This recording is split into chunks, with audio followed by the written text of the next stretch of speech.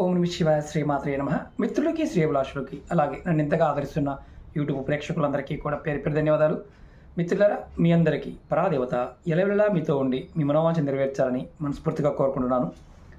చాలామంది మిత్రులు, అక్క చెల్లెళ్ళు, గురువుగారు, మా ఇంట్లో మానసిక ప్రశాంతత లేదు, మా పిల్లలు అస్సలు మా మాట వినటం లేదు, చెప్పిన మాట వినటం లేదు, అలాగే ఎప్పుడు ఇంట్లో ఏదో ఒక అశాంతి వెంటాడుతూ ఉంది, ఏదైనా ఒక చిన్న మంత్రం ద్వారా బయటపడడానికి మార్గం ఏదైనా ఉంటే చెప్పండి చాలామంది అడిగారు. ఈ షార్ట్ వీడియోలో మీకు ఒక తేలికైన నామం చెప్తాను.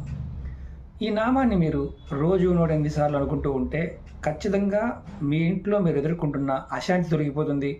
పిల్లలు మీ మాట వింటారు, భార్యాభర్తలు కూడా సఖ్యతగా ఉంటారు, అందరూ కూడా మీకు అనుకూలంగా ఉంటారు. ఈ నామం వచ్చేసి శివయ వసి.